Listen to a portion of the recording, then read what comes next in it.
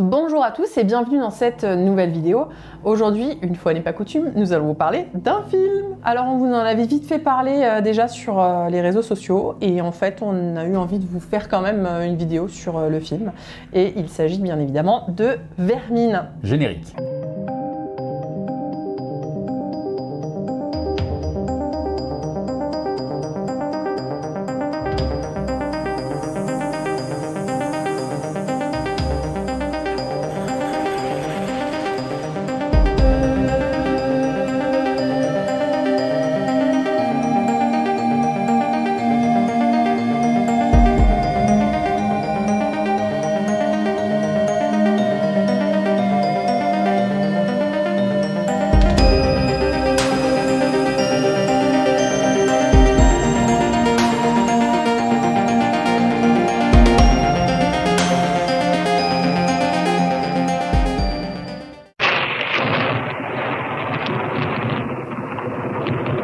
Alors dans Vermine, on va suivre l'histoire de Caleb, qui est un jeune homme passionné d'animaux exotiques et qui en a tout un tas dans sa maison. D'entomologie. Il va en fait acheter une nouvelle bestiole, à savoir une araignée, qui malheureusement pour lui et pour tous les habitants de son immeuble, va s'échapper et va bien évidemment se reproduire à une vitesse grand V. Et ce qui va engendrer tout un tas de problèmes que vous verrez dans le film. En gros, ça va foutre le sbeul. Alors Vermine, c'est un film français, Cocorico, il faut le souligner, qui est réalisé par Sébastien Vanissek, à qui on doit quelques films courts-métrages, qui sont d'ailleurs tous disponibles normalement sur Shadows, si je dis pas de bêtises. Donc c'est là son premier long-métrage. Et c'est là qu'il fait fort, parce que le film a absolument tout d'un grand film. Et quel premier long-métrage? Je ne vous dis que ça, mes amis.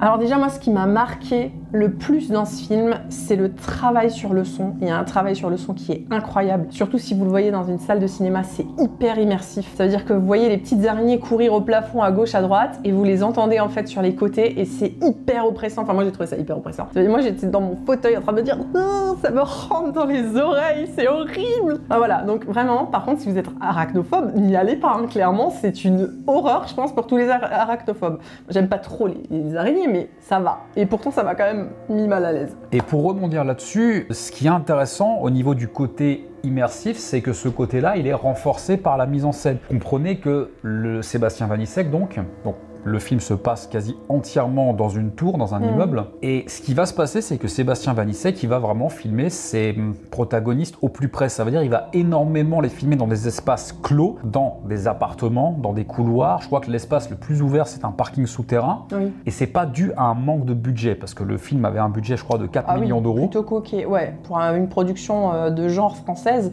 on est sur du 4 millions, c'est quand même très confortable, je trouve. Et c'est clairement un parti pris au niveau de la mise en scène, et ça fonctionne, parce que le fait de filmer des personnages dans des endroits très très fermés, très clos, il y a un côté presque claustrophobique.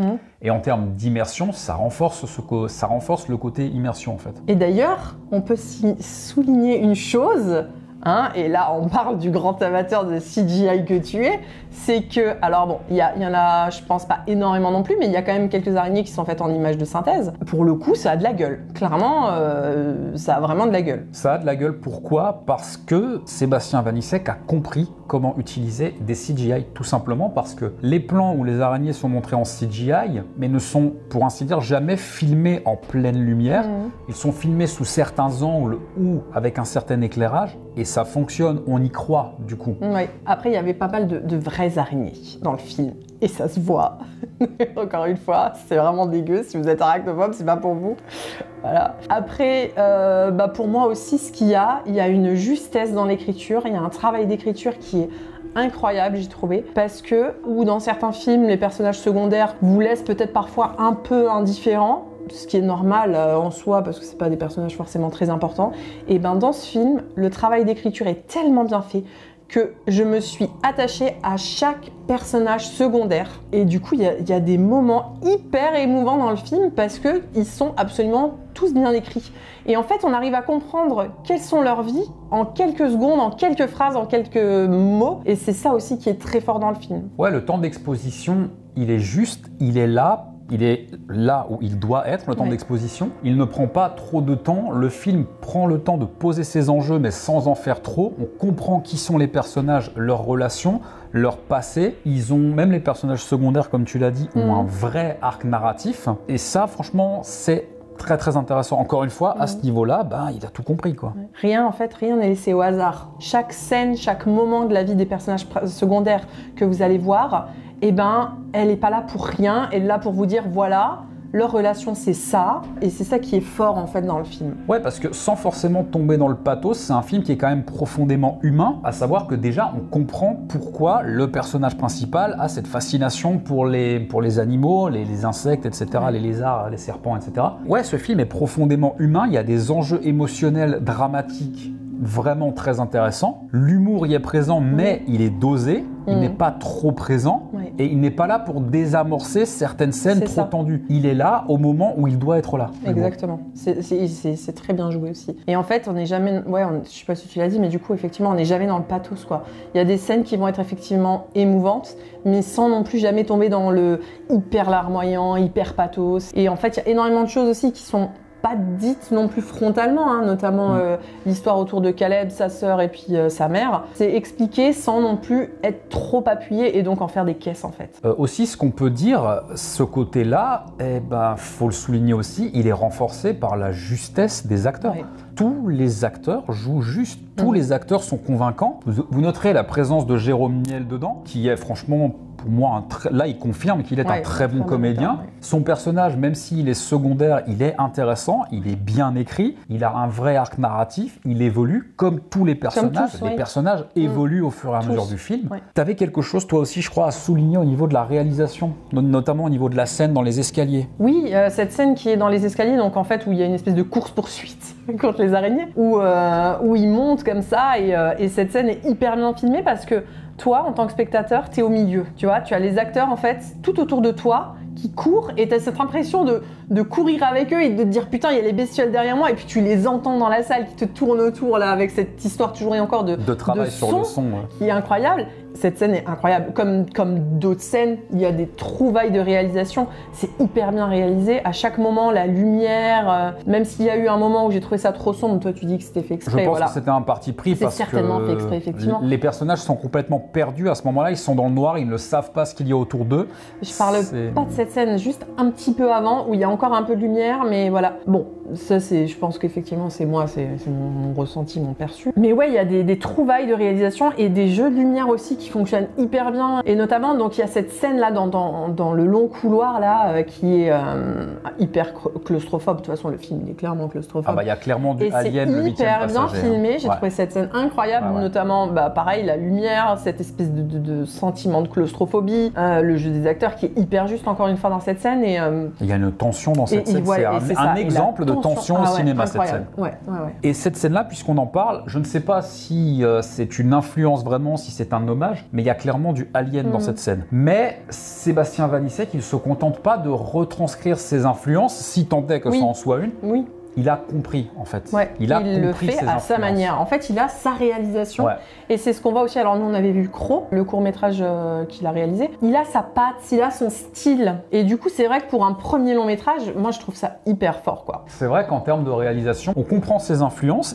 Lui, il les a compris, ses influences. Il a compris les films qui l'influençaient. Il a compris comment fonctionnait la réalisation. Mais il les fait à sa sauce. Et il le fait à sa sauce. Et moi, t'en as parlé, je crois, mais moi, j'ai beaucoup aimé aussi le travail sur la photo, en fait. Oui, c'est ça, la lumière, le jeu des lumières. Et en fait, la lumière, elle change au fur et à mesure aussi de l'avancée, ce qui est logique, parce qu'il se passe tout un tas de choses qui font que, à un moment donné, la lumière s'éteint, etc. Enfin voilà, bref, je vais pas vous spoiler le film.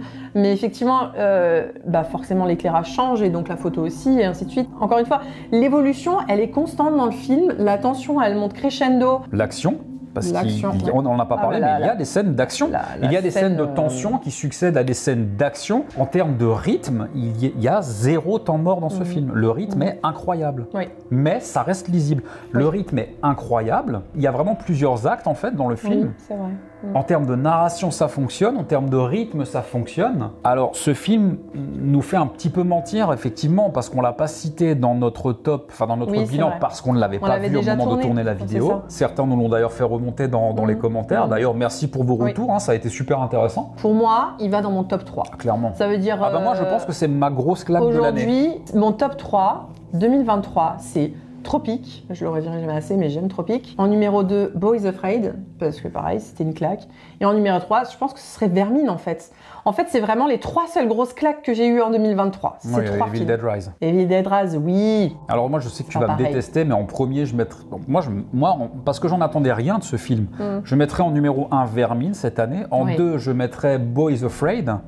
Et en 3e, allez, je mettrais Tropique. Alors, c'est pas tout le même délire, pour des raisons différentes, mais je mettrais Evil Dead Rise et Tropique même. Alors, il y a des films qu'on n'a pas vus qui nous feront peut-être mentir. Effectivement, le bilan qu'on a fait, on l'a fait selon les films qu'on avait vus. Alors certains nous ont cité Gueule Noire par exemple, Vermine, mais on l'avait pas vu à ce moment-là. Gueule Noire, nous ne l'avons pas vu, faute de projection chez nous. Il y a des films qu'on n'a pas vus. En tout cas, moi, pour un premier long métrage, moi je lui promets, s'il continue sur sa lancée, je lui promets un grand avenir quand même, ce cinéaste. Hein. C'est un très très grand cinéaste en devenir. Enfin pour moi, il l'est déjà. Hein, oui, non mais c'est clair. Bah, je veux dire, lui, il est rentré direct par la porte des grands. Clairement, c'est un coup de maître. Hein. Pour un premier long métrage, moi je trouve ça clairement, c'est ça, un coup de maître.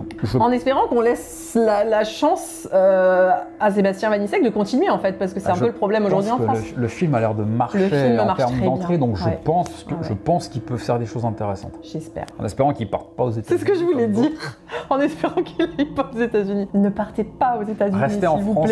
On a besoin de vrais cinéastes. On a besoin de cinéastes en France. Bref, je crois qu'on a un peu tout dit, puis d'un autre côté, on peut pas trop vous en dire non plus parce qu'on n'a pas envie de vous spoiler. Si, il y a encore juste une chose encore, et toujours la même chose, c'est qu'en France, on fait des films toujours sur un fond social, et c'est le cas également aussi dans Vermine, et ça, on n'en a pas parlé. Alors effectivement, je pense que c'est un double sens de par la manière dont les personnages sont considérés par les gens de l'extérieur en fait. Oui, parce qu'il y a vraiment les gens de l'immeuble et les gens de l'extérieur. On perçoit alors je sais pas si c'est une volonté encore une fois, mais on perçoit une espèce de fracture sociale entre les habitants de l'immeuble et les gens de l'extérieur, notamment. Bon, ceux qui sont montrés dans le film, ce sont les forces de l'ordre. Mais encore une fois, c'est pas manichéen. Non, parce qu'on qu'il y a quand même un policier qui, a priori, fait partie de cette cité. Qui fait partie de ça et qui... Voilà. Et en fait, on s'aperçoit que... Alors oui, les personnages sont mal considérés par les gens de l'extérieur, mais de l'autre côté, ils considèrent, eux, mal d'une certaine manière les personnes qui, entre guillemets, viennent les secourir. Et du coup, ça j'ai aimé parce que il y a ce sous-texte social, mais qui n'est pas binaire, qui n'est pas manichéen. Et ça, c'est fort. Je pense qu'on a tout dit. Moi, j'ai tout dit. Moi aussi, je crois que j'ai tout dit. Non, j'aurais probablement d'autres choses à dire encore, mais bon, là, ce serait trop long. Ce serait du spoil, ce serait rentré dans le spoil. Exactement. Bon. Allez le voir, Vermine. Franchement, allez le voir. Il est encore projeté. Il est encore projeté, Faites-nous vos retours. Franchement, dites-nous ce que vous en avez pensé. Si vous partagez notre avis, ça a été, moi, ma grosse claque de l'année. Vous pouvez nous suivre sur les réseaux sociaux, Instagram, Facebook et Twitter. Hashtag Twitter. Ah oui, X. Excusez-moi. Je m'y ferai jamais, pour moi ce sera sur Twitter. De toute façon, il faut taper twitter.com, c'est pas x.com, parce qu'à mon avis on tombe sur un autre site, mais ça c'est pas mon problème, bref. N'hésitez pas, encore une fois, dites-nous ce que vous en avez pensé, commentez, partagez la vidéo, ça nous aide beaucoup. Mettez un pouce si vous avez aimé, activez la petite cloche toujours parce qu'il y a plein de choses qui se préparent sur la chaîne. En attendant, faites de beaux rêves. Et si vous faites des cauchemars, n'oubliez pas, c'est que des araignées. C'est pas des vraies araignées. Si, c'est des vrais.